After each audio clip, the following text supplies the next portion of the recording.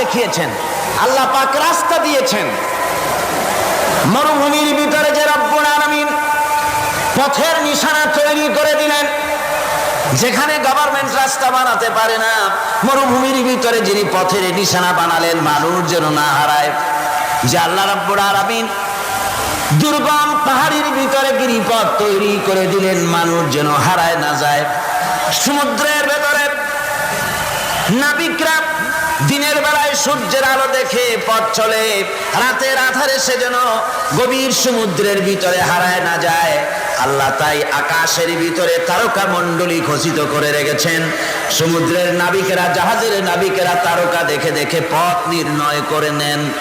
যে মাবুদ রাস্তা বানালেন জঙ্গলের ভিতরে, পাহাড়ি এলাকার ভিতরে, যে মহান প্রভু রাস্তা বানালেন, নিশানা বানালেন মরুভূমির ভিতরে, যিনি রাস্তা দেখায় দিলেন গভীর সমুদ্রের ভেতরে, সেই আল্লাহ রাব্বুল আলামিন আমরা দুনিয়ার বুকে মানুষেরা অন্ধকারে মরবো, রাস্তা হবে না, এমনটি তো হতেই পারে না। আল্লাহ রাব্বুল আলামিন আমাদের জন্য রাস্তা বানাইছেন। মহান আল্লাহ রাব্বুল আলামিন বলেন, ওয়া আলাল্লাহি কাসদুস সাবিলি ওয়া মিনহা জাইরুন। আল্লাহ পাক বলেন সোজা রাস্তা, সোজা পথ বলে দেওয়ার দায়িত্ব আমি আল্লাহর। যেখানে রয়েছে অসংখ্য বাঁকা পথ, অসংখ্য বাঁকা পথ যেখানে, যে পৃথিবীতে, সেখানে সোজা রাস্তা বলে দেওয়ার দায়িত্বটা কার? জোরে বলেন কার? আল্লাহ শুধু সৃষ্টি করেন না, সৃষ্টি করেন, শিক্ষা দেন, পথ বলে দেন, পথটাও বাকি রাখেন না, পথটাও তিনি বলে দিয়ে দেন। হযরতে মূসা আলাইহিস সালামের কাছে ফেরাউন প্রশ্ন করল, তুমি যে রবের দাবি করছো, যে একজন রব আছেন, সে রবের পরিচয় কি? তোমার সেই রব কে? হযরতে মূসা আলাইহিস সালাম যে জবাবটা দিলেন, কি সুন্দর জবাব, এক কথার ভিতরে সমস্ত কথা সন্নিবেশিত হয়ে গেছে। ফেরাউনের প্রশ্নের জবাবে রব কে, এ কথার জবাব দেওয়া যায়, হাজার হাজার পৃষ্ঠা লেখা যায় রবকে, তার পরিচিতি। আমি যদি এখন শুধু রব শব্দের ব্যাখ্যা করি, তাফসীর করি, রাত শেষ হয়ে যেতে পারে, ইনশাআল্লাহ ব্যাখ্যা দেওয়া যাবে। কিন্তু মূসা আলাইহিস সালাম কি সুন্দর একটা জবাব দিয়া দিলেন রবকে। শোনো, রব্বুনাল্লাযী আ'তা কুল্লা শাইইন খালকাহু সুম্মা হাদা। রব হচ্ছেন সেই, আমার প্রভু হচ্ছেন তিনি, যিনি সমস্ত সৃষ্টিকে, সমস্ত মাখলুকাতকে যিনি সৃষ্টি করেছেন, আর সৃষ্টি করার পর তার চলার জন্য পথ তৈরি করে দিয়েছেন। তিনি হচ্ছেন আল্লাহ পাক, যিনি সৃষ্টি করেন আর পথের দিশা দেন। তিনি হচ্ছেন আল্লাহ পাক, তিনি হচ্ছেন রব। শুধু বানান না, বানাবার পরে তার প্রয়োজনটা মিটাই দেন।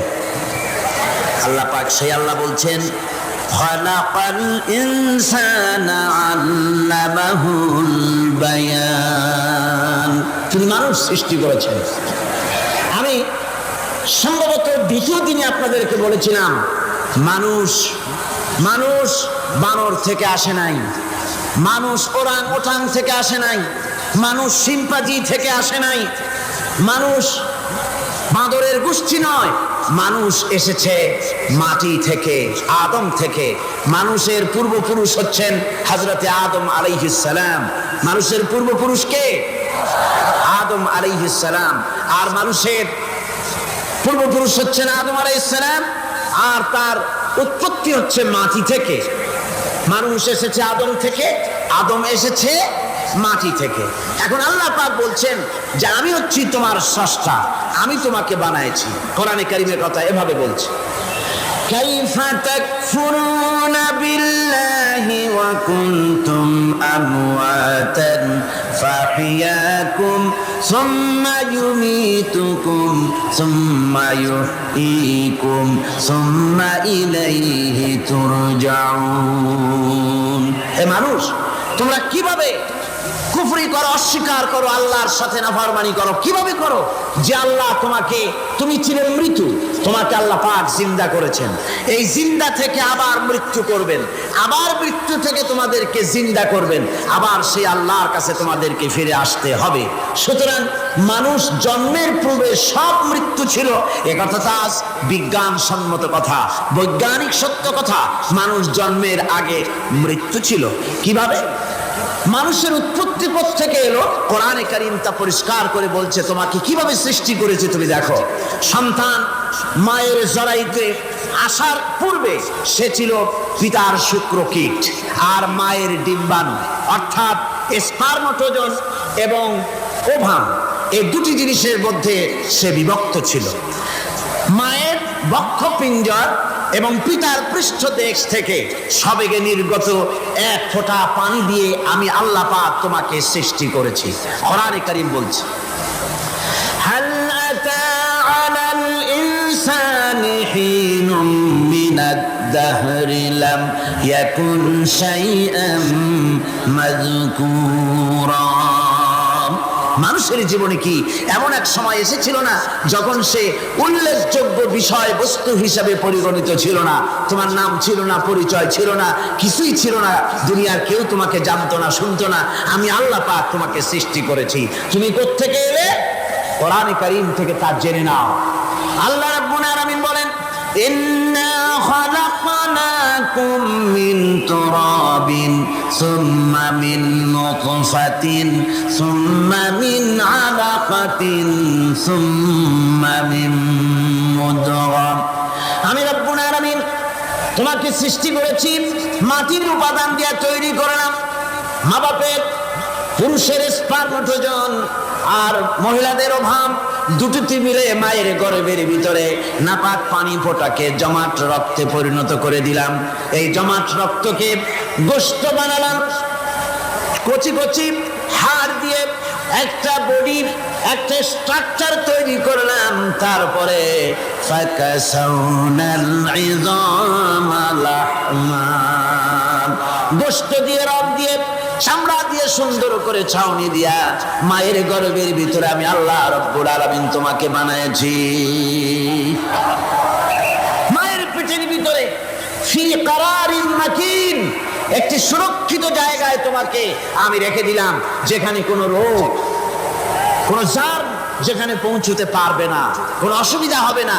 এমন একটা জায়গায়, এমন একটা ইন্টেনসিভ কেয়ার ইউনিটের ভিতরে রেখেছি। সুবহানাল্লাহ, একটা ইন্টেনসিভ কেয়ার ইউনিট যেখানে কোনো রকমের কোনো জার্ম প্রবেশ করে বা করবার কোনো ক্ষমতা নাই কারো। এমন একটা প্যাকেট, সুন্দর একটা প্যাকেট, একটা কভারের মধ্যে তোমাকে তৈরি করা হলো মায়ের পেটের মধ্যে। তারপরে আজকে তুমি কুফরি করতেছো, আজকে আমাকে অস্বীকার করছো। ওই গর্ভের ভেতরে আমি ইচ্ছে করলে রক্তের পিণ্ডের আকারে মায়ের গর্ভ থেকে আবর্ষণ করে দিতে পারতাম, দুনিয়ার মুখ দেখতে পারতে না। মায়ের পেটের ভেতর থেকে মরা সন্তান হিসাবে বের করে দিতে পারতাম, বিকলাঙ্গ করে বের করে দিতে পারতাম, পঙ্গু করে বের করতে পারতাম। পারতেন না? আল্লাহ রাব্বুল আলামিন বলেন, কেমনে বানালাম? খালাকাল ইনসান, মানুষ আমি সৃষ্টি করেছি মায়ের পেটের ভিতরে বসে। যখন ক্ষুধার উদ্রেক হলো, রুহু যখন এসে গেল, ক্ষুধা লাগলো, খাবারের প্রয়োজন হলো, আমি কেমনে খাওয়ালাম? দুনিয়ার কোনো মা বাপ, কোনো নেতা, কোনো ডাক্তার, কোনো চিকিৎসা বিজ্ঞানী মায়ের পেটের সন্তানের খাবার সরবরাহ করতে পারে না। আল্লাহ পাক বলেন, তুমি কি খাবে? ব্যবস্থা আমি করেছি। মায়ের মাসিক অসুখকে বন্ধ করে দিয়ে মায়ের নাভির সঙ্গে তোমার নাভির সাথে তার লাগাইয়া দিয়েছি, আর ওই তারের মাধ্যমে রক্ত বের করে দিয়া মায়ের রক্ত দিয়ে তিল তিল করে তোমারে বড় করেছি। রক্তটা মুখে লাগাই নাই, মুখে লাগলে পরে নাপাক রক্ত, মুখটা নাপাক হয়ে যাবে। নাভির ভিতর দিয়ে পাস করে দিলাম, মুখটাকে পবিত্র রেখে দিলাম, যাতে করে দুনিয়ায় আসার পর আমার পবিত্র বানানো মুখখানা দিয়া এই দুনিয়ায় বসে তোমার আল্লাহর পবিত্র নামের জিকির করতে পারো। এমন সুন্দর করে মায়ের পিঠের ভিতরে তৈরি করলাম, হাত দিলাম, পা দিলাম, সুন্দর করে বানালাম, এমন নিখুঁত করে বানালাম। তাকায়া দেখো নিজের দিকে, সুন্দর করে বানালাম। এরপরে কি করলাম?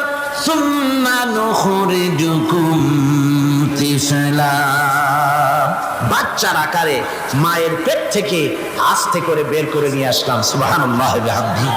আস্তে করে মায়ের পেট থেকে নিয়ে এসেছি পৃথিবীর বুকে। পৃথিবীতে যখন আসলে তখন তোমার অবস্থাটা কি ছিল? ক্ষুধার যন্ত্রণায় যদি মরেও যেতে, কান্দা ছাড়া ভাষা নাই। ভাষা আছে? কোন হুঁশ ছিল আমাদের? কোন জ্ঞান ছিল? আল্লাহ রাব্বুল আলামিন বলেন, আল্লাহু আখরাজাকুম মিন বুতুনি উম্মাহাতিকুম লা তা'লামুনা শাইআ। মায়ের গর্ভ থেকে এমন অবস্থায় বের করে এনেছি যখন তোমার কোনো হুঁশ নাই, জ্ঞান নাই, কথা বলতে পারো না, পায়খানার ভিতরে পড়ে থাকো, ট্যাটা করে কান্দা ছাড়া পথ নাই, পানির পিপাসায় গলা শুকায় যায়, কান্দা ছাড়া পথ নাই, মনের তোমার মুখের কোনো ভাষা নাই কান্না ছাড়া।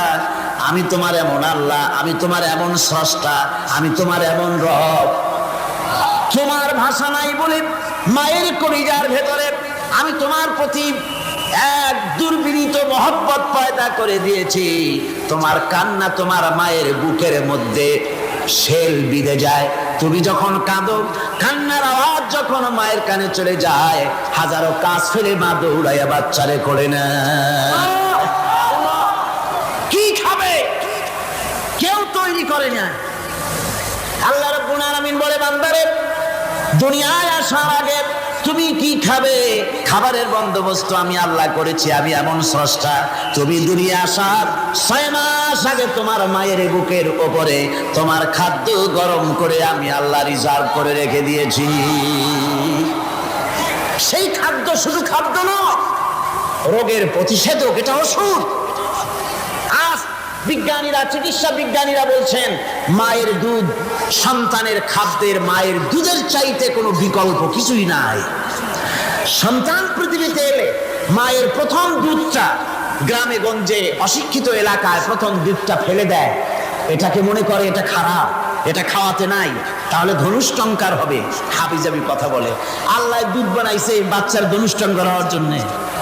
মায়ের ওই প্রথম দুধটা হচ্ছে সন্তানের জন্য সমস্ত রোগের প্রতিষেধক।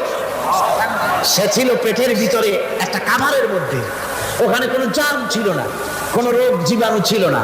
ও পৃথিবীতে এসেছে যেখানে অক্সিজেনের ভেতরে জার্ম রয়েছে, বাতাসের ভিতরে জার্ম রয়েছে, যার পরিবেশটা খারাপ হয়ে আছে। মানুষের শ্বাস প্রশ্বাসে, নিঃশ্বাসে হাজার রোগ জীবাণু ঘুরছে। এই রকমের একটা পৃথিবীতে এসেছে।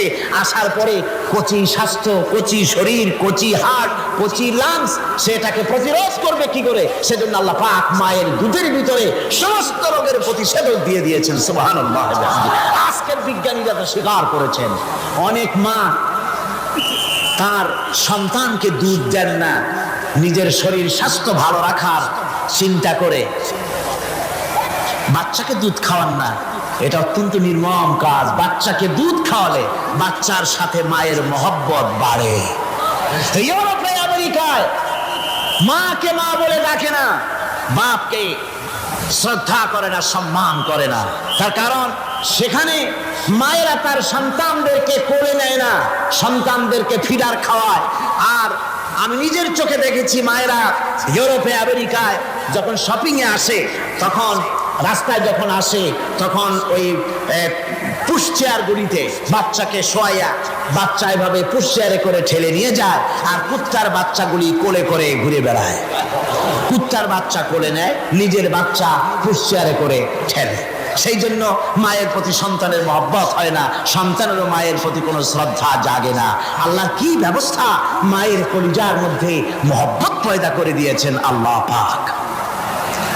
মায়ের বুকের দুধের ভিতরে আল্লাহ রাব্বুল আলামিন, আল্লাহ পাক বলছেন, আমি মানুষ সৃষ্টি করেছি আর তার সমস্ত প্রয়োজন মিটিয়েছি, তার খাবারের সব প্রয়োজন মিটিয়ে দিয়েছি। দুধটাকে ঘন করি নাই, হজম করতে পারবে না বলে ওই দুধটা সামান্য পাতলা করে দিয়েছি, ওর ভিতরে সামান্য মিষ্টি দিয়েছি। দুধের বোঁটার ভিতরে একটা ছিদ্র দিলে, চোষা মারলে পরে অনেকগুলি দুধ বেরিয়ে এসে গলাটা আটকে যেত, তোমার কচি কণ্ঠ গলা আটকে যেত, শ্বাস করতে পারতে না। এজন্য মায়ের স্তনের বোটার ভিতরে সূক্ষ্ম সূক্ষ্ম 32টা ছিদ্র করে আস্তে করে দুধ বার করে তোমার জীবন আমি বাঁচাইছি। খলাকাল ইনসান, মানুষ সৃষ্টি করেছি আমি আল্লাহ পাক। সুতরাং যে আল্লাহ পাক এ মানুষ সৃষ্টি করলেন আর মায়ের কলিজার ভিতরে মোহব্বত পয়দা করে দিলেন, সে আল্লাহ পাক বলছেন খবরদার ওই মাকেও যেন আবার ভুলে যেও না, মাকে সম্মান করে করো, মা বাপকে মোহব্বত করো, তাদেরকে শ্রদ্ধা করো। বউ পাইয়া সুন্দর স্ত্রী পেয়ে মায়ের কথা ভুলে যেও না। অনেক সাহেব আছে মায়ের কথা ভুলে যায়, স্ত্রীর কথা অনুযায়ী মায়ের উপর অত্যাচার করে, এরকমও বহুত আছে। আল্লাহ পাক বলছেন শোনো, وَقَضَى رَبُّكَ أَلَّا تَعْبُدُوا إِلَّا إِيَّاهُ وَبِالْوَالِدَيْنِ إِحْسَانًا। তোমার প্রভুর পক্ষ থেকে ফয়সালা হয়েছে, চূড়ান্ত সিদ্ধান্ত হয়ে গিয়েছে, আমি আল্লাহর ইবাদতের পর তোমার মা বাপের ইহসান করবে, খেদমত করবে, তাদের জন্য উপকার করবে, তাদেরকে ভালোবাসবে। আল্লাহ রাব্বুল আলামিন বলেন মা বাবার সঙ্গে কেমনে কথা বলবে, তাদের সাথে কিভাবে আচরণ করবে, আল্লাহ তাও শিখিয়ে দিয়েছেন। আল্লাহ পাক বলেন ওয়ালা তাকুল লাহুমা ওয়া কুল লাহুমা কাওলান কারীমা। মা বাবার সাথে সম্মানজনক কথা বলো। ওয়া কুল লাহুমা কাওলান কারীমা, সম্মানজনক কথা বলো, মাথায় ঝাঁকি দিয়ে রাগ করে চোখ মোটা করে কথা বলো না। তুমি সন্তান, তোমার জন্য সবচাইতে বড় পীর তোমার আব্বা তোমার আম্মা, ঠিক কিনা কর? ছেলের জন্য, মেয়ের জন্য, সন্তানের জন্য সবচাইতে বড় পীর কে? বাপ মা। এটা ভালো করে মনে রাখতে হবে। আপনার মৌলানা সাহেবদের দোয়া, পীর সাহেবদের দোয়া কবুল হতেও পারে, নাও হতে পারে, 50-50 সম্ভাবনা আছে, আবার সম্ভাবনা নাই। কিন্তু মা বাবার দোয়া কবুল হবে 100% সিউরিটি রয়েছে। রাসূলুল্লাহ বলেছেন 3 জনের দোয়া কবুল হবে, মুস্তাজাবুদ দাওয়াত। কয়জনের দোয়া কবুল হবে? আল্লাহ রাব্বুল আলামিনের হাবিব বলেন 3 জনের দোয়া কবুল হবে আল্লাহর দরবারে। তার মধ্যে একজন হলেন মাজলুম ব্যক্তি, যে ব্যক্তি অত্যাচারিত, যে ব্যক্তি মুসাফির, প্রবাসী, তার দোয়া কবুল হবে। আর মা বাপ যদি সন্তানের জন্য দোয়া করে, ওই দোয়া আল্লাহ রাব্বুল আলামিনের দরবারে মঞ্জুর হয়ে যায়। আল্লাহ রাব্বুল আলামিন মা বাপ সম্পর্কে বলেন, মা বাবের জন্য আমার কাছে দোয়া করবি বান্দারা, আমার কাছে দোয়া করবি। দোয়াটা আল্লাহ পাক শিখাচ্ছেন, রব্বির হামহুমা কামা রব্বায়ানি সাগীরা। পড়েন সবাই, রব্বির হামহুমা কামা রব্বায়ানি সাগীরা। একটু জিকির করেন লা ইলাহা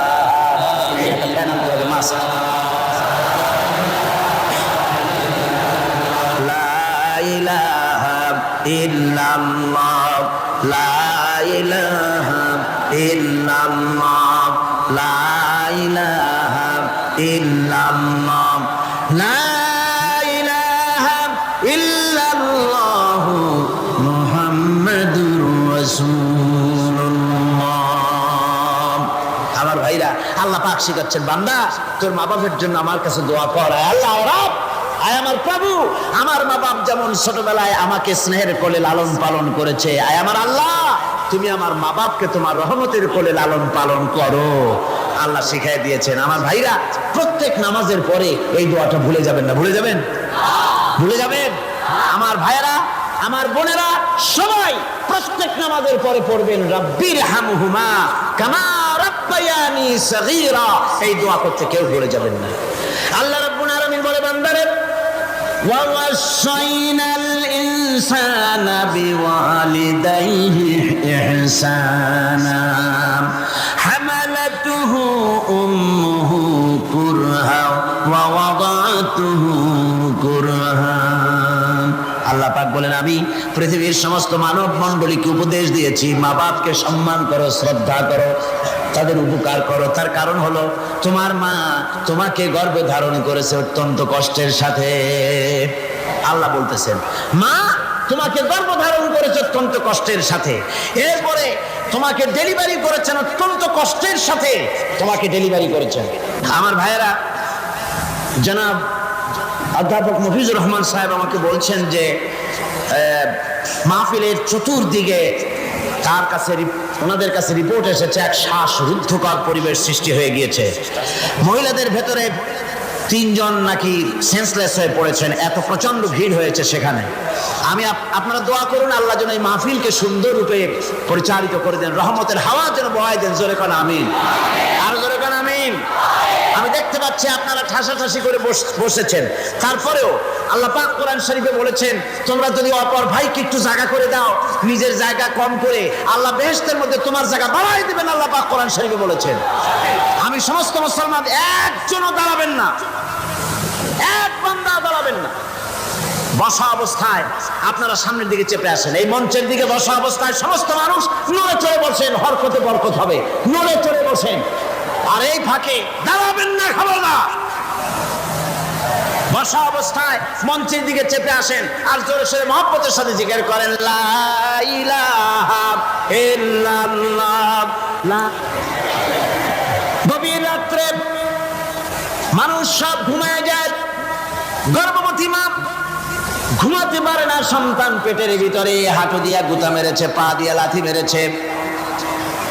মা চরম শীতের রাত্রে, প্রচন্ড শীতের রাতে গায়ের লেপটা সরায় দিয়া মা একবার দাঁড়ায় আর একবার বসে, একবার দেওয়ালের সাথে হেলান দিয়া দাঁড়ায়, কষ্ট করে রাত্রে কাটায় দেয়। আবার সারাদিন সংসারের জন্য কাজ করেছেন, রান্না বান্না করেছেন মা, সকলকে খাওয়াইয়া মা শেষের দিকে খেতে গেছেন। যখন নিজে খেতে গেলেন, খাবারের ক্ষুধাত নিয়ে পেট ক্ষুধা নিয়ে খেতে বসেছেন, পেটের ভিতরে সন্তান লাথি মেরেছে, পেটের মধ্যে ঘুষা মেরেছে, হাঁটু দিয়া গুতা মেরেছে, ভরা পেটে পেটের ভিতরে সন্তান গুতা মারলো হাঁটু দিয়া, মাথা দিয়া। মা ক্ষুধা রয়েছে, পেটে খেতে পারলেন না, বেদনা শুরু হয়েছে। খাবারের থালাটা ঠেলে দিয়ে মা দাঁড়ালেন, বসলেন, চোখের পানি ফেললেন। এভাবে করে মা একটা দুইটা দিন নয়, 10টি মাস পর্যন্ত সন্তানটাকে পেটের মধ্যে নিয়ে, একটা জীবিত মানুষ আর একটা জীবিত সন্তান পেটের মধ্যে নিয়ে নড়াচড়া করছেন, চলাফেরা করছেন।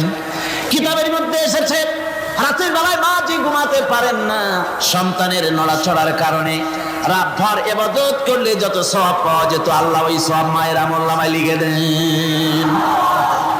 সন্তান পেটে থাকার কারণে খেতে পারে না, পেট ভরে, ক্ষুধায় কষ্ট পায় না, এই জন্যে 10 মাস ধরে রোজা রাখলে যে সওয়াব হতো, আল্লাহ রাব্বুল আলামিন মায়ের আমলনামায় রোজার সওয়াব লিখে দেন। 10 মাস পুরে গেল, সন্তান ডেলিভারির সময় চলে এলো। মায়ের মন বিমর্ষ, সন্তান ডেলিভারি হবে, না জানি মরে যায় নাকি, না জানি অপারেশন লাগে নাকি, কি অবস্থা হবে। মা খেতে পারে না, মুখটা শুকায়া যায়। ডেলিভারির সময় যখন আসে, মা বাবার কাছ থেকে বিদায় নিয়ে যায়, স্বামীকে একান্তে গোপনে ডেকে নিয়ে বলে, প্রাণের স্বামী, দীর্ঘদিন একসঙ্গে ঘর কন্যা করেছি, অপরাধ হয়ে যেতে পারে, আমারে মাফ করে দিও। আমার মনে হয় এবার আমি আর বাঁচবো না। সংসার থাকলো, চাবি থাকলো, সব বুঝে নাও, আমারে মাফ করে দিও। মা চলে গেল সুতিকা গৃহে, ক্লিনিকে চলে গেল, অপারেশন থিয়েটারে চলে গেল, অথবা ডেলিভারির জায়গায় চলে গেল। ডেলিভারি পেইন শুরু হয়ে গেল, বেদনা শুরু হয়ে গেল। এক একটা বেদনা যেন মায়ের এক একটা মৃত্যুর যন্ত্রণা শুরু হয়ে যায়। এমন যন্ত্রণা, প্রসব বেদনা দুনিয়ার ভুক্তভোগী মা ছাড়া আর কেউ জানে না। এই চরম বেদনার ভেতর দিয়ে, চরম কষ্টের ভিতরে মা যখন একটা বাচ্চা প্রসব করলো, জিহাদের ময়দানের মতো মা রক্তাক্ত হয়ে গেলেন, সন্তান দুনিয়ায় এলো।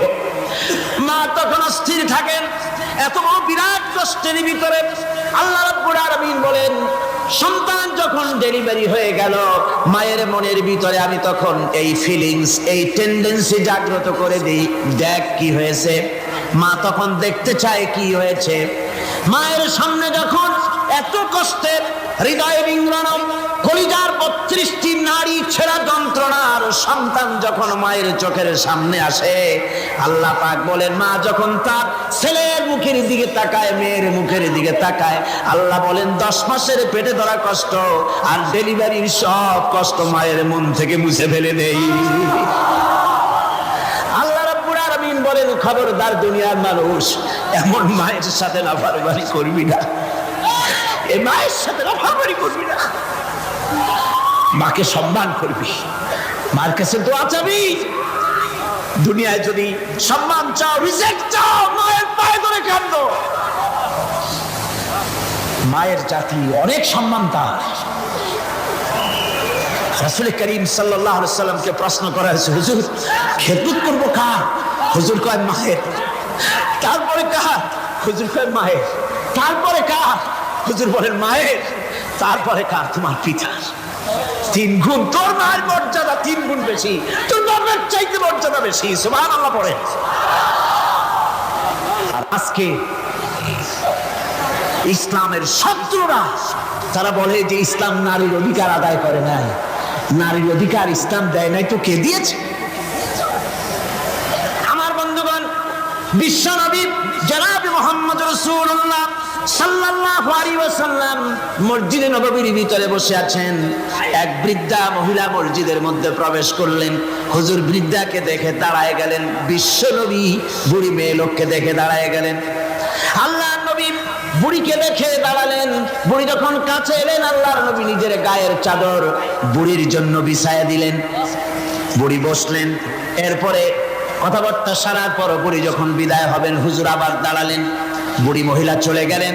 সাহাবায়ে কেরাম বলেন, ইয়া রাসূলুল্লাহ, কিছুই বুঝলাম না, একজন বৃদ্ধা মহিলার জন্য বিশ্ব নবী দাঁড়ান আর গায়ের চাদর বিছান, আমরা বড় আশ্চর্য হয়ে গেলাম। নবীজি বলেন, ও আমার সাহাবীরা, তোমরা জানো না এই মহিলা কি চিনতে পারো নাই? আমি আমার মায়ের দুধ আমার জীবনে কিসমতে তেমন হয় নাই। আমি আমার মায়ের দুধ তেমন কিসমতে পাই নাই।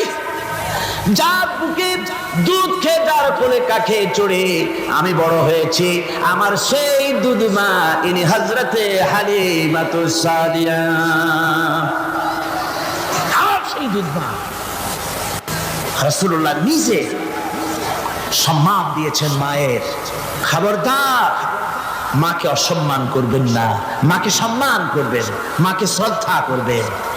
আমার বন্ধুগণ, আলেম ওলামা পীর বুজুর্গদের জন্য হাদিয়া তো দেন আপনারা, কোনো নিষেধ নাই, দেন। হাদিয়া দেওয়াও সুন্নত, নেওয়াও সুন্নত, দিবেন, আমি কোনো নিষেধ করি না।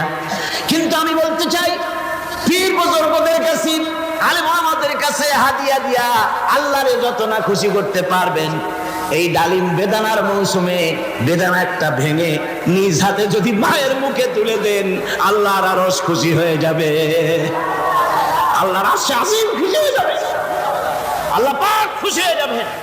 মায়ের খাওয়াও, বাপকে খাওয়াও, তোমার সবচেয়ে বড় পীর তিনি। সুবহানাল্লাহ, সুবহানাল্লাহ। মা বাপ যদি একটু দোয়া করে দেয়, তোমার জিন্দেগির কাম শেষ। একটু বদদোয়া করলে জাহান্নামে যাবা। কোন পীর সাহেব বদদোয়া করলে জাহান্নামে যাবে এমন কথা নয়। কোন মাওলানা বদদোয়া করলে দুজকে যাবে এমন কথা নয়। রাসূল বলেছেন, হুমা জান্নাতুকা ওয়া নারুকা। মা বাপ তোমার বেহেশত, মা বাপ তোমার জাহান্নাম। মা বাপ যদি অসন্তুষ্ট হয়, দুজকে যাবি, আর মা বাপ যদি খুশি, আল্লাহ জান্নাতে চলে যাবে। সুবহানাল্লাহ, সুবহানাল্লাহ, সুবহানাল্লাহ। মায়ের পায়ের তলে তোর বেহেশত।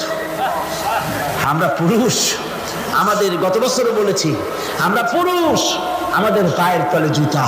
আমাদের পায়ের তলে কি? শুধু জুতা। আর আমার মা, আমার মায়ের জাতি যারা এই প্যান্ডেলে বসে আছেন, আমার মায়েরা, বোনেরা, মায়ের জাতি যারা পৃথিবীতে, মায়ের জাতির পায়ের তলে আল্লাহর বেহেশত। সুবহানাল্লাহ। নারীর মর্যাদা ইসলাম দেয় নাই, কে দিয়েছে? আল্লাহ দিয়েছেন, আল্লাহ রাসূল দিয়েছেন। আমার বন্ধুগণ, হযরত বাইজিদ বুস্তামি 70 বাচ্চা ছেলে, গভীর রাত্রে মা অসুস্থ, পানির পিপাসায় জেগে উঠেছেন। বাবারে পিপাসায় শেষ হয়ে গেলাম, পানি দাও। ছেলে ঘরের ভিতরে পানি না পেয়ে বাইরে দৌড়াদৌড়ি করলেন। অনেক দূর থেকে পানি নিয়ে এসে দেখেন মা ঘুমায় গেছেন। পানি নিয়ে দাঁড়ানো পৌষ মাস, মাঘ মাসের শীতের রাত, ফজরের সময় মায়ের ঘুম ভেঙে গেল। তাকিয়ে দেখেন বাইজিদ দাঁড়ানো, হাতে পানি থরথর করে কাঁপছে। জিজ্ঞাসা করে, বাইজিদ তুমি দাঁড়ানো কেন? ছোট্ট বাচ্চা বলে, মা পানি চেয়েছিলে তুমি গভীর রাত্রে, পানি ঘরে ছিল না, অনেক দূর থেকে আনতে হয়েছে। মা বলছে, ঘুমাও নাই কেন গ্লাস থুইয়া? বাচ্চা বলে, ঘুমাই নাই। তুমি যদি আবার পানি চাও, সময় মতো যদি দিতে না পারি, মা তোমার কষ্ট হবে। এই জন্য ফজর পর্যন্ত আমি দাঁড়ায় আছি, কখন তুমি পানি চাও। মা হাতের থেকে পানি নিয়ে পান করলেন। বাইজিদকে বিছানার উপরে আরাম করে কম্বল দিয়ে ঘুম পড়াইয়া দিলেন। হযরত বাইজিদের মা উযু করে ফজরের নামাজ পড়ে সিজদায় চলে গেলেন।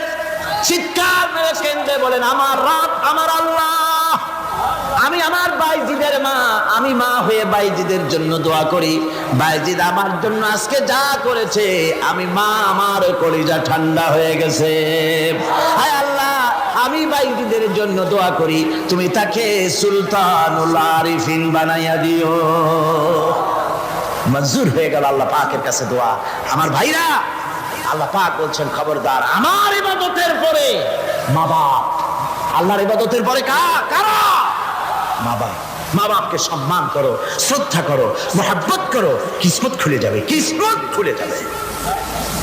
মা বাপকে সম্মান করো। হযরত আবু হুরায়রা রাদিয়াল্লাহু তাআলা আনহু রাসূলের সামনে এসে কাঁদতেছেন। হুজুর বলছেন, আবু হুরায়রা কাঁদো কেন? কাঁদো কেন? রাতের বেলা কাঁদো কেন? হযরত আবু হুরায়রা বলছেন, হুজুর আমাকে মা মেরেছেন। হুজুর বলছেন, মা মারলো কেন? কোন অপরাধ করেছো? কোন গোস্তাখি করেছো? আবু হুরায়রা বলছেন, না হুজুর, কোন গোস্তাখি করি নাই, তবে মারলো কেন? হযরত আবু হুরায়রা বলছেন, হুজুর আমি আপনার দরবার থেকে ফিরতে রাত হয়ে গিয়েছিল। মা জিজ্ঞেস করলেন, আবু হুরায়রা এত রাত্রে কোথায় ছিলি? বললাম, আমি ছিলাম যে কদম চুমতে পারলে দুনিয়া ধন্য হয়, সেই দরবারে নববীর কদম মুবারক থেকে আসতে আমার দেরি হয়েছে। আমার মা মুশরিকা, আপনার নাম শুনে তার গায়ে আগুন জ্বলে উঠলো, আমাকে ধরে মারা আরম্ভ করলো। বলল, হয় আমার বাড়ি ছাড়বি, আর না হয় মুহাম্মদ সাল্লাল্লাহু আলাইহি ওয়াসাল্লামের দরবার ছাড়বি। আমি বললাম, আমার মা, তুমি বুড়ি মানুষ, তোমার গায়ে যত শক্তি আছে সমস্ত শক্তি দিয়ে আমারে পিটাও, আমারে মারো। মারতে মারতে আমাকে বাড়ি থেকে তুমি বের করে দাও। তোমার বাড়ি শুদ্ধ, তামাম দুনিয়া ছেড়ে দিতে পারি, আল্লাহর নবীর কদম মোবারক ছেড়ে দিতে পারি না। হুজুর, আমার মা আমাকে গলা ধাক্কা দিয়ে বের করে দিয়েছেন। হুজুর বলছেন, আবু হুরায়রা, তোমার মা তোমাকে মেরেছে, তুমি আমার কাছে নালিশ করছো? আমার তো এখানে ইন্টারফেয়ার করার কিছুই নেই। সুবহানাল্লাহ, সুবহানাল্লাহ। মা তোমাকে মেরেছে, এখানে আমার করার কিচ্ছু নাই। বিশ্ব নবী বলছেন, এত বড় পাওয়ারফুল নবী, লেজিসলেটিভ পাওয়ার, সারে আল্লাহ তাকে বানিয়েছেন শরীয়ত প্রণেতা। কোরআন শরীফ,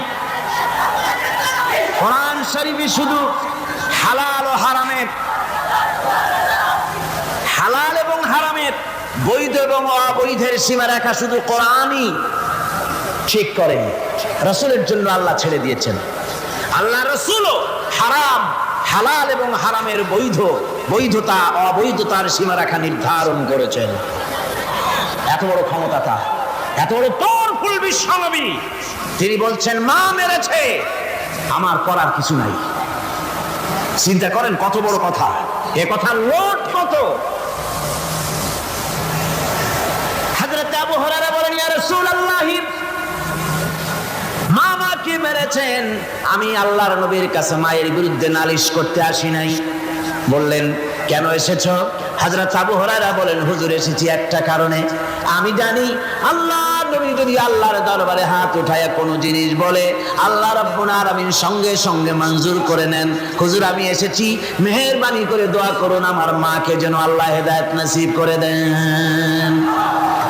আল্লাহর নবী হাত উঁচু করে বললেন, ওয়াহিদি উম্মা আবি হুরায়রা, আয় আল্লাহ আমি দোয়া করি আবু হুরায়রার মাকে তুমি হেদায়েত নসিব করে দাও। রাসূলুল্লাহ দোয়া করছেন আর আবু হুরায়রা সমানে দৌড়াচ্ছেন। তিনি দৌড়াচ্ছেন, পিছন থেকে কয়েকজনে আবু হুরায়রার জামা টেনে ধরেছে। তাদের জানা আবু হুরায়রা খুব ভদ্রলোক মানুষ, কোন ঝড় ঝামেলার মধ্যে থাকে না, ক্লাকশাক করে না, চিৎকার মারে না, দৌড় মারে না, এত ভদ্র শরীর, দৌড়ে না জানি কোন বিপদ বুঝি ঘটে গেছে। পিছন থেকে জামা টেনে ধরে বলে দৌড়াও কেন?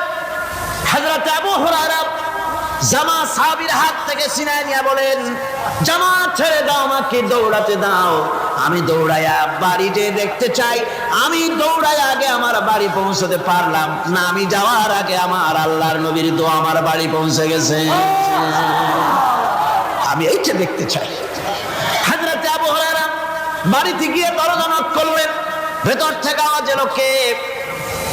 হযরত আবু হুরায়রা বলেন, মা আমি তোমার আবু হুরায়রা ফিরে এসেছি। মা বলছেন, বাবা অপেক্ষা করো, দরজা খুলতেছি। হযরত আবু হুরায়রা বলেন, মায়ের গলার আওয়াজের ভিতরে শিরকিয়াতের কর্কশতা পেলাম না, মায়ের গলার আওয়াজের ভিতরে তাওহীদের গন্ধ পেলাম। আমার মনে হলো তীর নিক্ষিপ্ত তীর তার নিশানায় পৌঁছে গেছে।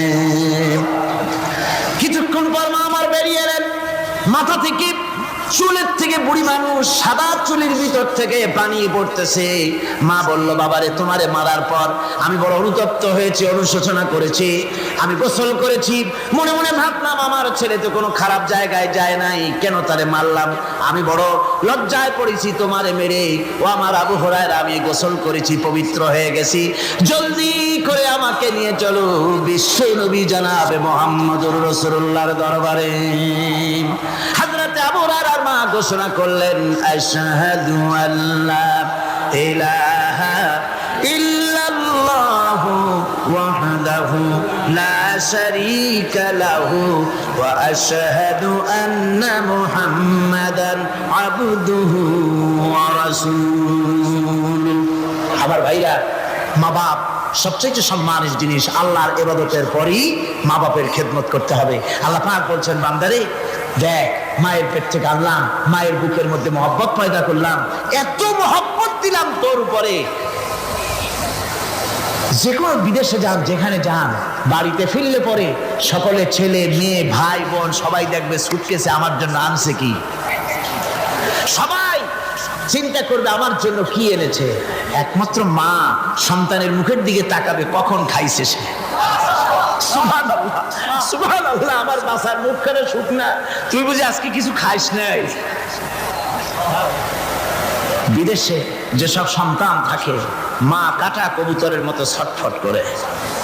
আমার ছোটবেলার কথা আমি দেখেছি, শ্বশুরা মাদ্রাসায় পড়তাম, আব্বা টাকা দিতেন মাদ্রাসায় যাওয়ার সময়, আবার মা আবার মুরগির ডিম বিক্রি করা, বিভিন্ন জিনিস বিক্রি করা বা বাজার করা পয়সা, উদ্বৃত্ত কিছু পয়সা আব্বার অজান্তে আমার হাতের মুঠার মধ্যে দিয়ে দিতেন। যখন মাদ্রাসার দিকে রওনা হয়েছি, পর্দার আড়াল থেকে দরজা থেকে দেখতাম, যতক্ষণ তাকায় দেখতেছি চোখ থেকে পানি দরদর করে পড়তেছে। সুবহানাল্লাহ, মা কি জিনিস! আল্লাহ আল্লাহ আল্লাহ। বিদেশে যদি কারো সন্তান মারা যায়, সবার জানার আগে কবি বলতেছেন, বিদেশে বিরাজ্যজাত পুত্র মারা যায়, পশু পক্ষী না জানিতে আগে জানে মায়। মায়ের কই যান তারে টান লেগে যায়, মা বুঝতে পারে আমার সন্তানটা নাই। আহারে মা! আমার বন্ধুগণ, মা যার বেঁচে আছে বেয়াদবি করেছেন, পাও ধরে মাপ নিয়ে নেবেন, পাও ধরে মাপ নিয়ে নেবেন। মা তো পা ধরে দেখবেন মাফ করে দিবে। সুবহানাল্লাহ, সুবহানাল্লাহ, কত দরদ তার বুকের মধ্যে। আর মা বাপকে সম্মান করবে।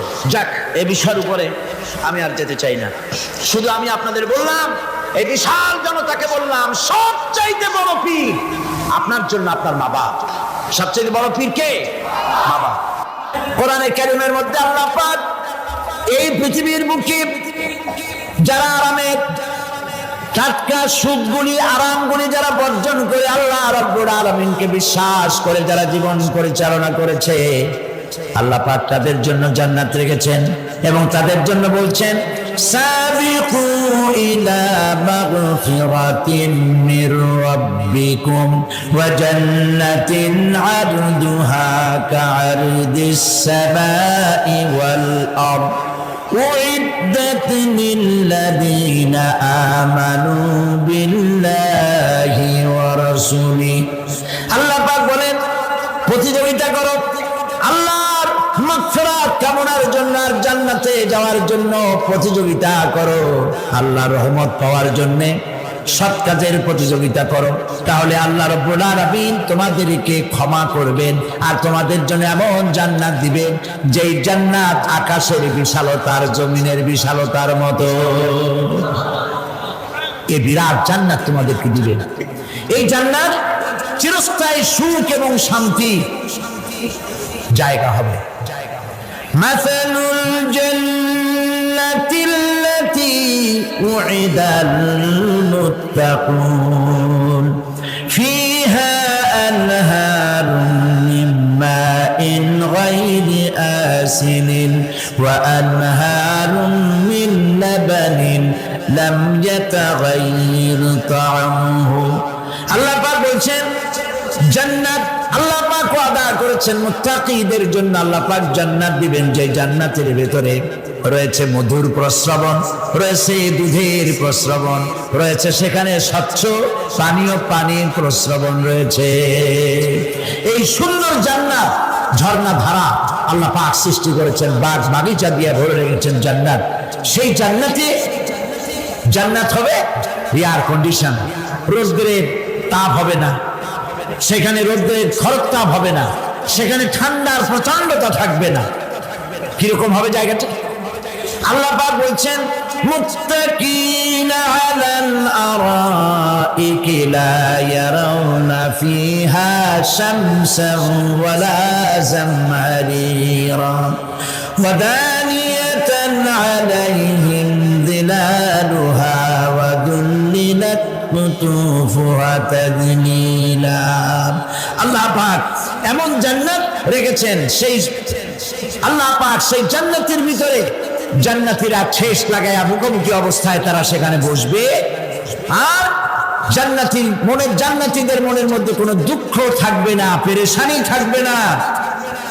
পৃথিবীতে মানুষের দুঃখ থাকে, পেরেশানি থাকে, সেখানে কোনো দুঃখ আর পেরেশানি থাকবে না। সেই জায়গাটা হবে শীতাতপ নিয়ন্ত্রিত, না শীত না গরম, চির বসন্ত বিরাজ করবে। জান্নাতীরা সেখানে থাকবে। এই সুন্দর জান্নাত আল্লাহ পাক রেখেছেন মুত্তাকিদের জন্য। সুবহানাল্লাহ। কাফেরদের জন্য জান্নাত হয়েছে, জাহান্নাম হবে চিরকাল। খালিদিনা ফিহা আবাদান, চিরকাল কাফেরেরা জাহান্নামে থাকবে। সর্বশেষ যে ব্যক্তি জাহান্নাম থেকে মুক্তি লাভ করবে তাকে আল্লাহ পাক বলবেন, ফেরেশতাদেরকে বলবেন, আমার ফেরেশতারা আমার এই বান্দাকে জান্নাত এবং জাহান্নামের মাঝখানে রেখে দাও।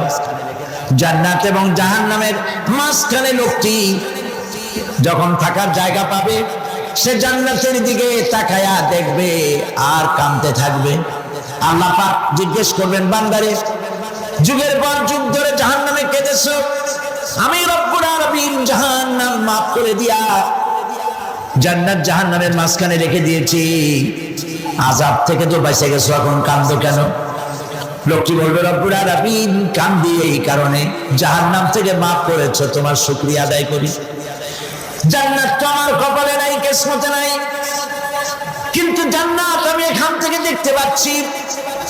জান্নাতের সুঘ্রাণ আমার নাকে আসতেছে, কপালে নাই যাওয়ার। আমি কাঁদি এই জন্য, তুমি যদি মেহেরবানি করে আমাকে জান্নাতের দরজার কাছে একটু দাঁড় করায় দিতা, প্রাণ ভরে তোমার জান্নাতের দৃশ্যটা একটু দেখতাম। আল্লাহ পাক তার আরজি পূরণ করবে, বলবেন যাও, ফেরেশতাদের বলবেন এর জান্নাতের দরজার কাছে দাঁড় করায় দাও। জান্নাতের দরজার কাছে দাঁড়িয়ে লোকটি আবার কান্না শুরু করবে।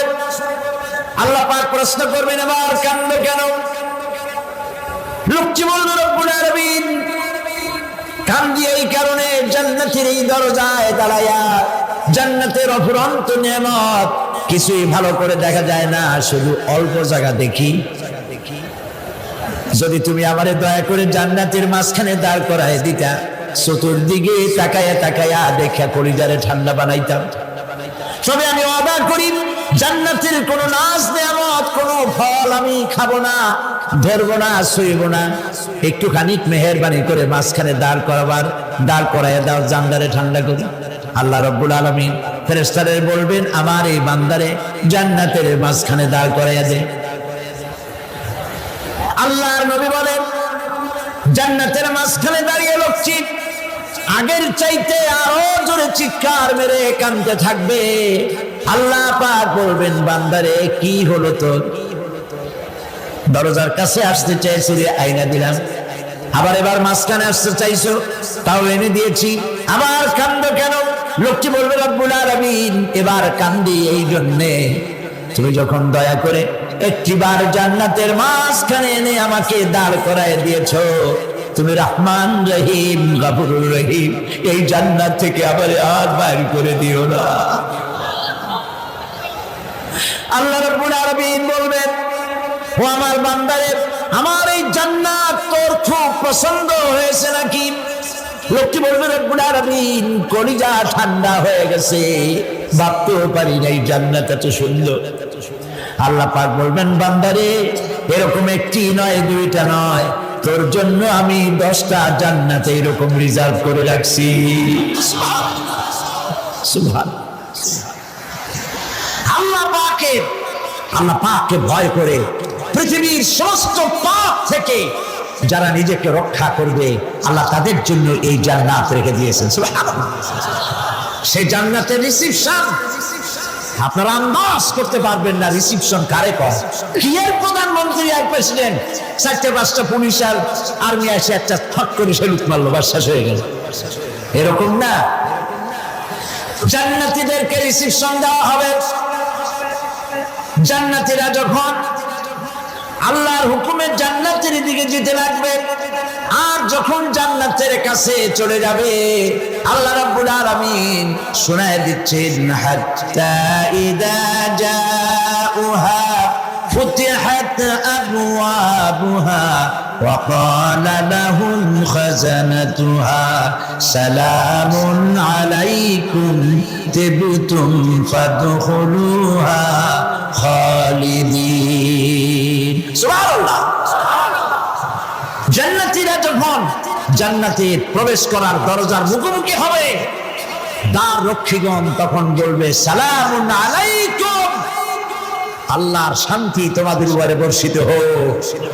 সুবহানাল্লাহ।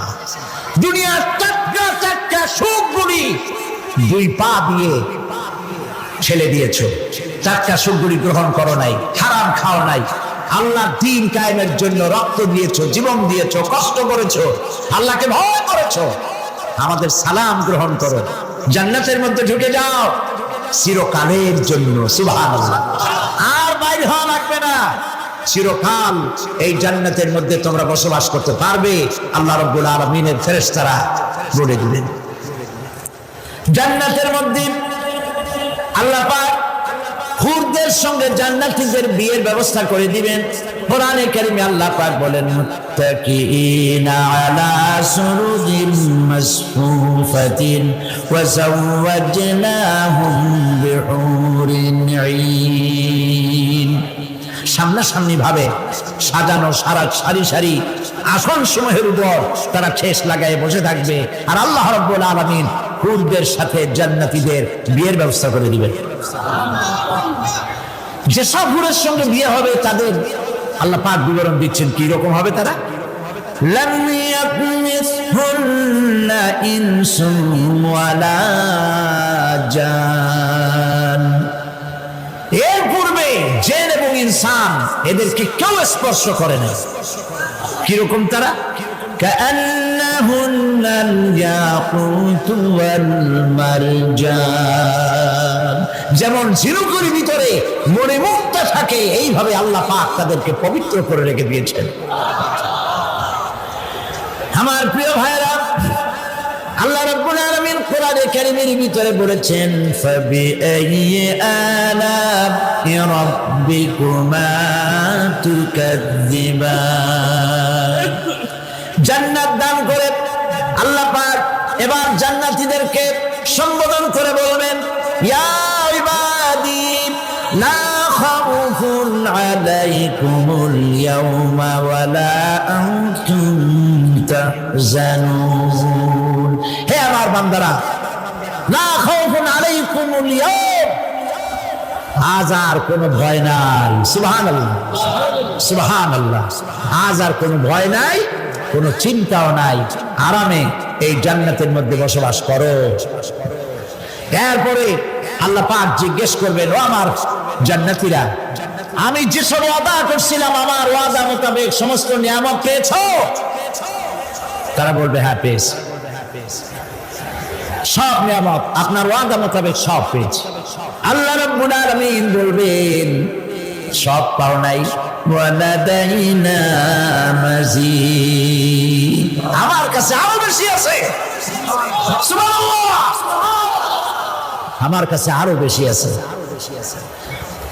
জান্নাতীরা বুঝবে না সে আরো বেশিটা কি, এর থেকে আর বেশি কি।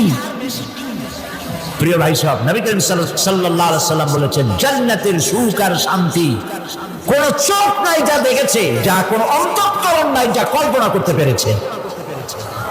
এই জান্নাত মুত্তাকিদের জন্য আল্লাহ রাখছেন। সুবহানাল্লাহ। জান্নাতীরা ভাবতেও পারবে না সেই নিয়ামতগুলি কি। প্রিয় ভাই সব, সেই মুহূর্তে আল্লাহর নবী মুহাম্মদুর রাসূলুল্লাহ সাল্লাল্লাহু আলাইহি ওয়াসাল্লাম বলবেন রব্বুল আলামিন, আমার উম্মতেরা জান্নাতীরা বুঝতে পারে নাই আপনার কাছে কি নিয়ামত আরো বেশি আছে। আমার এই উম্মতেরা জান্নাতীরা আপনার ওয়াদা মোতাবেক সব পেয়েছে, কিন্তু একটি জিনিস এখনো তাদের কিসমতে হয় নাই।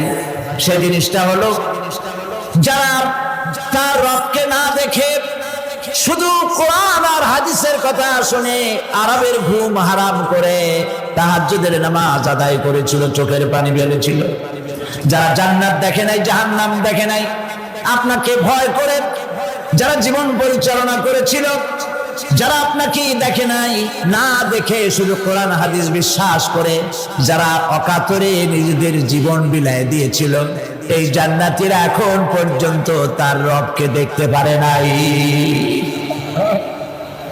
আল্লাহ রাব্বুল আলামিন তার সামনে থেকে ৭০,০০০ পর্দা সরে যাবে। আল্লাহ পাক বান্দাদের আরজি পুরা করার জন্য জান্নাতীদের সামনে তিনি জালোয়া ফরজ হবে। কোরআন শরীফের ভিতরে আল্লাহ পাক বলেন জান্নাতীরা তারা আল্লাহর দিকে, জান্নাতীরা তার রবের দিকে তাকিয়ে থাকবে, আর রব তার বান্দাদের দিকে তাকায়া থাকবে। প্রাণ ভরে জান্নাতীরা রবকে দেখবে, সুবহানাল্লাহ, আল্লাহ পাককে দেখবে। প্রাণ খুলে আজ দোয়া করি রব্বুল আলামিন জান্নাতের যেই পরিবেশে, যেই জায়গায় তুমি দয়া করে তোমার গোলামদেরকে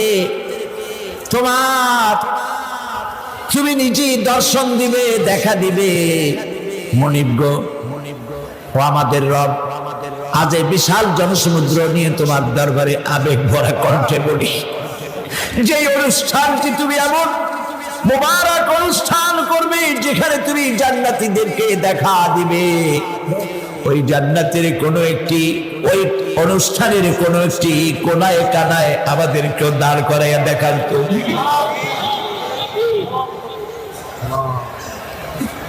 প্রিয় ভাই সব, আল্লাহ রাব্বুল আলামিন মানুষের সামনে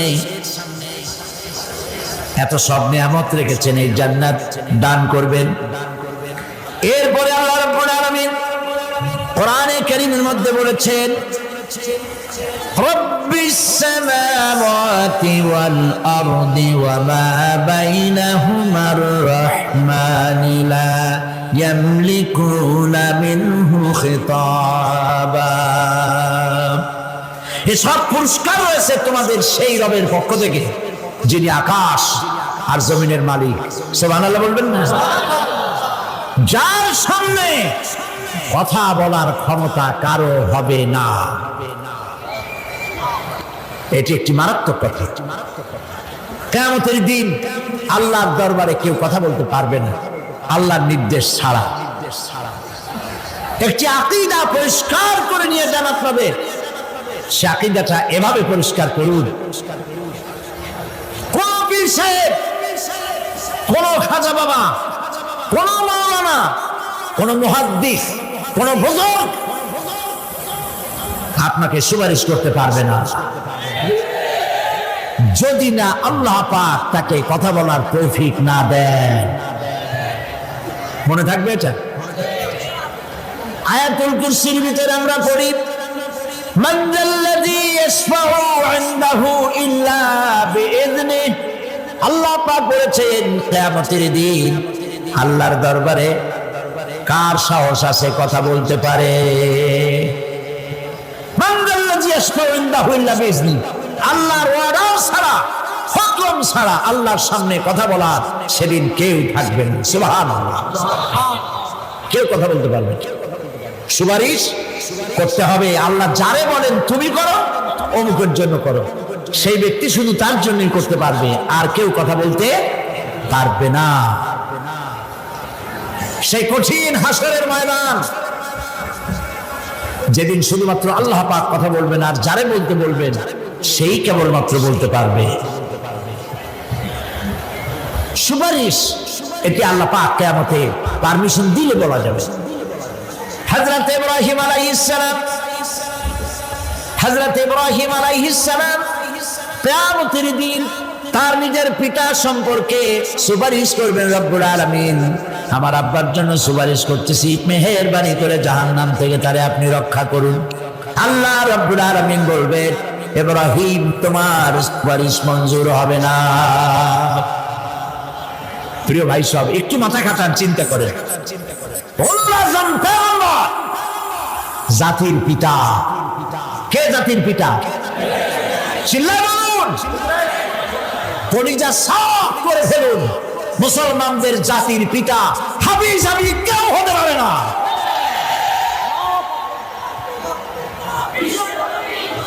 মিল্লাতা আবিকুম ইব্রাহিম।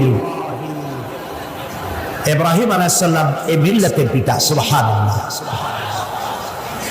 হযরত ইব্রাহিম আলাইহিস সালাম কিয়ামতের দিন বলবেন, আল্লাহ আমার আব্বার জন্য সুপারিশ করছি। আল্লাহ পাক বলবেন মঞ্জুর হবে না।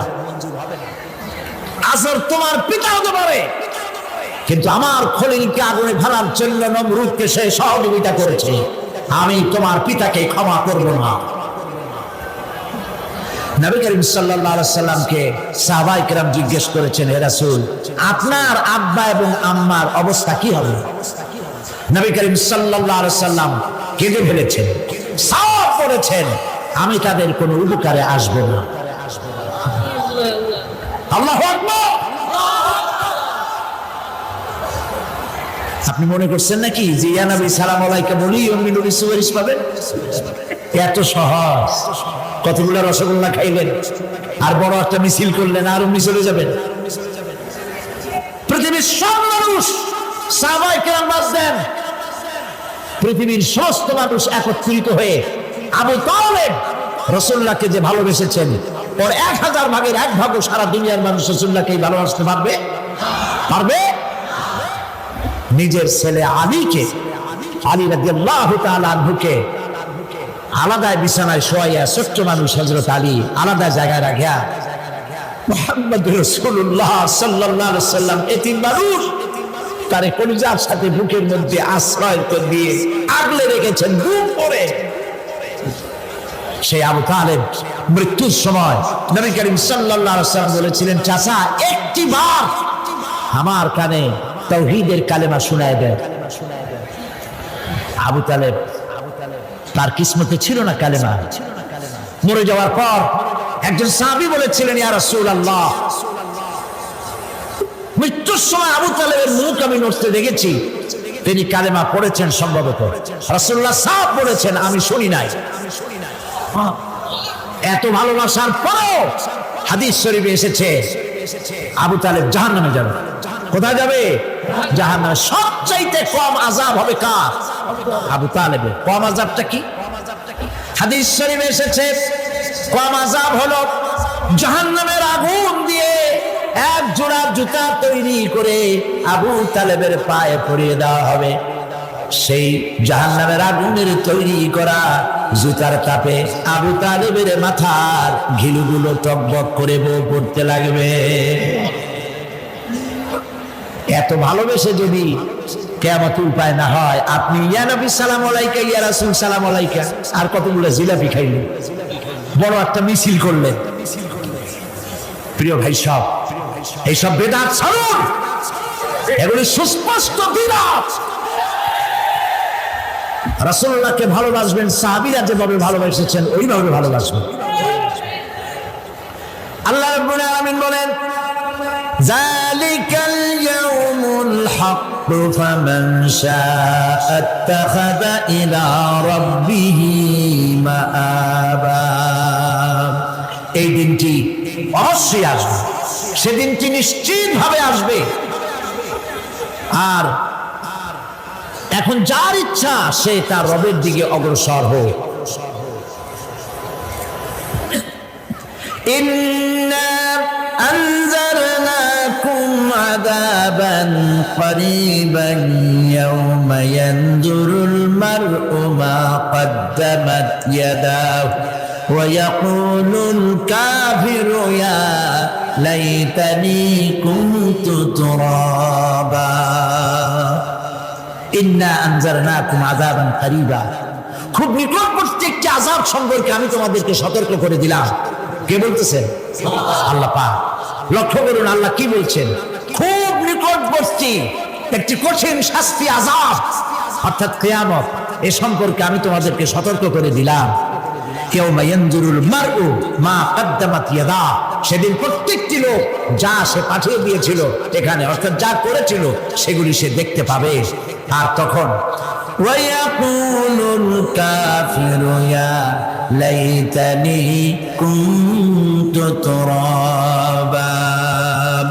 সেই কিয়ামতের ময়দানে অবস্থা দেখে কাফেররা বলবে, আহারে মানুষ না হইয়া যদি মাটি হইয়া যেতাম, যদি মাটি হতাম, যদি মানুষ না হয়ে না জন্মতাম, আজ এই হাসরের ময়দানে এইখানে এই বিচারের মুখোমুখি হতাম না, মাটি হইলে বরং অনেক ভালো হতো। এই পৃথিবীতে আমরা এসেছি, চলে যাব, যাওয়ার আগে এই কোরআন একটি বিশাল জনগোষ্ঠী এমন বানাতে চেয়েছে যে জনগোষ্ঠী এই কোরআন দিয়ে একটি বিশাল সমাজ গড়বে, রাষ্ট্র গড়বে, এমন রাষ্ট্র গড়বে যেই রাষ্ট্রে দুঃখ থাকবে না, অশান্তি থাকবে না, যেখানে সুখ থাকবে, সমৃদ্ধি থাকবে, আর কিয়ামতের দিন আল্লাহর জান্নাতে তারা চলে যাবে। তেমন একটি সমাজকে আমরা চাই। সবাই বলেন সেরকম একটি সমাজকে আমরা চাই। প্রিয় ভাই সব, কিয়ামতের দিন আমরা যেতে চাই জান্নাতে। কোথায় যেতে চাই বলেন? জোরে বলেন। এই জান্নাতে যাওয়ার জন্য, এই জান্নাতে যাওয়ার জন্য দুইটা কাজ করতে হবে। কয়টা কাজ? আল্লাহ রাব্বুল আলামিন বলেন, ফামান কানা ইয়ারজু লিকাআ রাব্বিহি ফালইআমাল আমালান সালিহান ওয়ালা ইউশরিক বিইবাদাতি রাব্বিহি আহাদা। আল্লাহ পাক বলেন, যে বাজারা আমার সঙ্গে দেখা করতে চায় কিয়ামতে, দুইটা কাজ করা লাগবে। বলেন কয়টা কাজ? একটা হলো নেক আমল। কি আমল বলেন? নেক আমল। নেক আমল কারে বলে? নেক আমল করতে হলে আবার দুইটা শর্ত লাগে। এক নম্বরে কাজটা করতে হবে আল্লাহরে খুশি করার জন্য। কারে খুশি করার জন্য? একটা মাদ্রাসা বানাইছি যাতে লোকেরা বলে যে বড় একটা মাদ্রাসা বানাইছে, এই জন্য মাদ্রাসা বানাবেন, মসজিদ বানাবেন, হসপিটাল বানাবেন, যা কিছু করেন নিয়ত হবে আল্লাহকে খুশি করা। নিয়ত হবে কারে খুশি করা? আল্লাহ পাককে খুশি করা। এই হলো নেক আমলের প্রথম শর্ত, কাজ হবে আল্লাহকে খুশি করার জন্য। দুই নম্বরে কাজটি হতে হবে সুন্নতে নববী সাল্লাল্লাহু আলাইহি ওয়াসাল্লামের উপরে।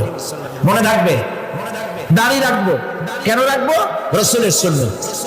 রাখবো কারে খুশি করার জন্য? আল্লাহ খুশি করার জন্য। রাখবো কার মতো? রবীন্দ্রনাথের মতো, কার্ল মার্কসের মতো, কবির মতো নয়। রাখতে হবে কার মতো? নবীর মতো। বুঝে নেন, কাজটা হতে হবে আল্লাহকে খুশি করার জন্য। 2 নম্বরে কাজটা হতে হবে সুন্নতে নববী সাল্লাল্লাহু আলাইহি ওয়াসাল্লামের উপরে হতে হবে। তাহলে এই হলো 1 নম্বর। জান্নাতে যাওয়ার জন্য, আল্লাহর সাথে দেখা করার জন্য 1 নম্বরের কাজ হলো নেক আমল। বলেন 1 নম্বরের কাজ কি? 2 নম্বরের কাজ ওয়ালা ইউশরিক বিইবাদাতি রাব্বিহি আহাদা। আল্লাহ রাব্বুল আলামিনের ইবাদতের সাথে কাউকে শরীক স্থাপন করা যাবে না। আমরা যারা মুসলমান, অধিকাংশ মুসলমান শিরকের ভিতরে মুবতালা হয়ে আছে। বিশ্বাস করেন কিনা বলেন? কাফেরেরা তো মুশরিক আছেই, ওরা তো মুশরিক আছেই, কিন্তু আমরা মুসলমানেরা আমাদের আমলের মধ্যে, আমাদের অজান্তে সবের নিয়তে অনেক শিরক আমরা করে বসি। নাউজুবিল্লাহ, বলেন নাউজুবিল্লাহ। এই জন্য আমি বারবার সতর্ক করি, নিজেকেও করি, আপনাদেরকেও করি। এই কারণে করি, শিরকের গুনাহ আল্লাহ মাফ করবেন না। ইন্না শিরকা লাযুলমুন আযীম। শিরক মস্ত বড় অপরাধ, জুলম, আল্লাহ মাফ করবেন না। আল্লাহর কাছে কান্দে কান্দে মাফ চাওয়া লাগবে যে আল্লাহ শিরক থেকে আমাকে রক্ষা করো, বাঁচাও। অনেক গোপন শিরক আছে। মাজারে যান, পীর সাহেবের কাছে যান, মনে যদি নিয়ত থাকে উনি ফু দিলে আমি ভালো হবই, উনি তাবিজ দিলে আমার বাচ্চা হবেই, উনি আমারে দয়া করলেই আমার ব্যবসায় উন্নতি হবেই, এইটার নাম শিরক। এটার নাম কি? ওয়াইজা সাআলতা ফাসআলিল্লাহ ওয়াইজা ইসতাআনতা ফাসতাইন বিল্লাহ। যা বলার আল্লাহরে বলো, আর যা চাওয়ার কার কাছে চাও? চিল্লায় বলেন। কলিজাটাকে পরিষ্কার করে দেন আজকের মাহফিলে। এই কলিজায় কারো প্রতি কোনো ভয় রাখবো না আল্লাহ ছাড়া। ভয় করবো কারে বলেন? মহব্বত আল্লাহ ছাড়া, এত বেশি মহব্বত আর কাউকে করবো না। আল্লাহ তাআলা আমাদের কলিজায় তোমার ভয় এবং মহব্বত দিয়ে ভরে দাও। রাসূলের মহব্বত দিয়ে আমাদের দিলকে ভরে দাও। বিশ্বাস করুন ভাই সাহেব, কোরআন শরীফ আমার সামনে, বিশ্বাস করুন। দেশি পীর, বিদেশি পীর, খাজা বাবা দেশি এবং বিদেশি, কেউ আপনার ভাগ্য বদলাই দিতে পারবে না। এই পিছনে দৌড়ায় দৌড়ায় কোনো লাভ নাই। এতক্ষণ মসজিদের ভেতরে বসে আল্লাহর কাছে কাঁদে। ওয়াকালা রাব্বুকুম উদউনি আস্তাজিব লাকুম। তোমার রব বলেছে আমারে ডাকো, আমি ডাকের সাড়া দিয়ে দেব। সুবহানাল্লাহ। আর আল্লাহ বলেছেন আমার ইবাদতের সাথে কাউকে শরীক করবে না। খবরদার। আলাইসাল্লাহু বিকাফিন আবদা। আল্লাহ প্রশ্ন করছেন, আলাইসাল্লাহু বিকাফিন আবদা, আমি কি আমার বান্দার জন্য যথেষ্ট নই? চিল্লায় বলুন অবশ্যই যথেষ্ট। আবার বলেন অবশ্যই যথেষ্ট। কলিজা সাফ করে ফেলেন। সম্রাট শাহজাহান, দিল্লির সম্রাট, হাবিজাবি সম্রাট না, দিল্লির সম্রাট। এখন কোথায়? কবরে। কবি বলতেছেন, শাহনে জাহাं को जिन्हें फक्र से देते थे बाज, शाहने जहां को जिन्हें फक्र से देते थे बाज, वाज कब्र में है सूरह अलहम्दु की मोहताज। সারা ভারতবর্ষ যারা ট্যাক্স দিয়ে নিজেকে সৌভাগ্যবান বলে মনে করত, সে আজ কবরের মধ্যে ভিক্ষুকের মতো সূরা আল-হামদুর মতো একটি সূরার মুহতাজ হয়ে ভিক্ষুকের মতো শুয়ে আছে। সম্রাট শাহজাহান মসজিদে বসে আছে, এক ফকির ঘুরতেছে। লোকেরা কয় ছোটবেলা থেকেই তোমার খয়রাত করতে দেখলাম, ভিক্ষা কি জীবনেও যাবে না তোমার? লোকটি বলছে আমি ভিক্ষা করবো ছাড়া আমার উপায়টা কি? এই লোকটি আমি ভিক্ষা করা ছাড়া করবো কি? লোকেরা তো আমার 60 টাকা 50 টাকা 100 টাকা দেয় না, 4 আনা 5 আনা 1 টাকা এই আমার এ দিয়ে আমি বড় লোক হবো কেমন? লোকটি বলছে আচ্ছা দেখো তুমি তো জায়গা মতো যাইতে পারো না, বাদশার কাছে যাও, এমন যাওয়া দেবে জীবনে আর খয়রাত করা লাগবে না। তো বাদশার কাছে কি খয়রাতি যাইতে পারে কোনোদিন? হ্যাঁ এখন পারবো। কেমনে? সম্রাট শাহজাহান এখন একা একা মসজিদে আছেন। তখনকার এসব বাদশারা অনেকে নামাজি ছিলেন, দিনদার ছিলেন। ফকির দরজার কাছে দাঁড়াইয়া দেখতে পাচ্ছে কেউ নাই, দেহরক্ষীরা দূরে দূরে দাঁড়ানো। বাদশাহ মসজিদের ভেতরে বসে হাত তুলে ঝুলতেছে আর কাঁদতেছে, চোখের পানি দিয়া দাঁড়িয়ে ভিজে ভিজে করছে। এই দৃশ্য অনেকক্ষণ দেখলো ফকির। কিছুক্ষণ পর সম্রাট শাহজাহান মসজিদ থেকে বেরিয়ে আসছে। ফকির বলছে আসসালামু আলাইকুম হুজুর। তিনি বললেন ওয়ালাইকুম আসসালাম, চলে গেল। বাদশা বলল আমার কাছে তো কেউ আইসা কিছু না চাইয়া তো যায় না, এরা দেখলাম খয়রাতির মতো কিছু চাইলো না, বেটা ভয় করলো নাকি? হ্যাঁ এদিকে আসো। আসছে। ভয় পাইছো? কয় না ভয় পাইনি। তো কিছু যে চাইলে না? ফকির বলছে জাহাপানা সত্যিই কিছু চাইতে আসছিলাম, তারপর চাইলে না কেন? ফকির বলছে জাহাপানা সারা জীবন ভিক্ষা করেছি, আর আজ দিল্লি সম্রাটের কাছে বেশি পাওয়ার লোভে এসেছিলাম, কিন্তু আপনার দশা দেখা আমার জ্ঞানের চোখ খুলে গেছে। আমি লক্ষ্য করে দেখলাম আমি সম্রাটের কাছে চাইতে এসেছি, হাত তুলি নাই, বিনয় প্রকাশ করি নাই, চোখের পানি ফেলি নাই, কিন্তু লক্ষ্য করে দেখলাম দিল্লির সম্রাট আমার চাইতেও বড় ভিক্ষুকের মতো। আবার কোন সম্রাটের কাছে হাত তুলে কান্দে? আমার জ্ঞানের চোখ খুলে গিয়েছে, আমি বুঝতে পেরেছি সম্রাট কান্দে যেই সম্রাটের কাছে, তারে ছাড়া আর কারো কাছে জীবনে চাইব না। এই কথাই সূরা ফাতিহায় প্রত্যেকদিন পড়ি, বুঝি না কি পড়ি। ইয়াকা না'বুদু ওয়া ইয়াকা নাস্তাঈন। আয় আল্লাহ, একমাত্র তোমার গোলামি করি আর তোমার কাছে সাহায্য চাই, তুমি ছাড়া কারো কাছে সাহায্য চাই না। কলিজা সাফ করুন। কোন মরা পীর, কোন জিন্দা পীর আপনার মনের আশা পুরা করতে পারবে না, পারবে না, পারবে না।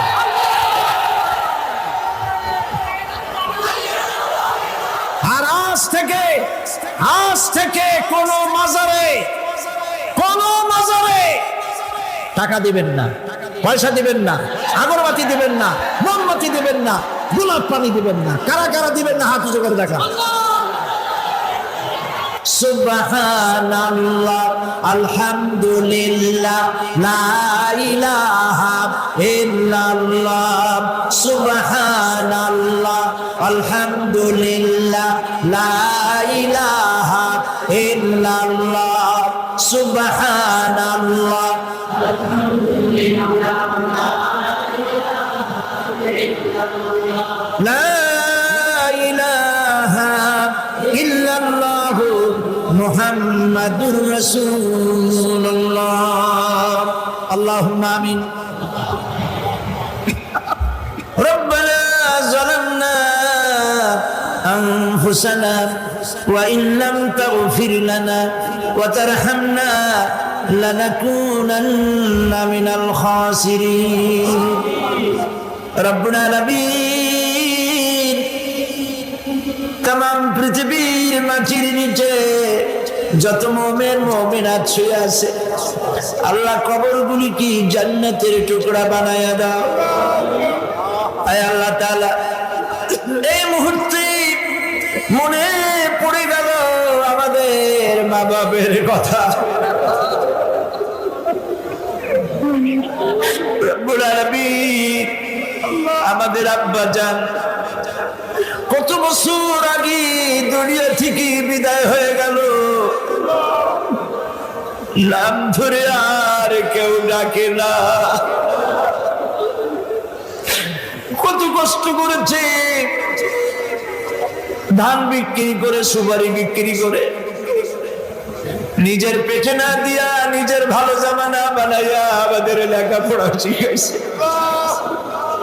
বাড়িঘর বানালো, আর একদিন তোমার ডাকে সাড়া দিয়া চলে গেল। যুগের পরে যুগ চলে গেল, বাপের মুখ আর দেখি না। আল্লাহ তাআলা আমাদের আব্বাজান যাদের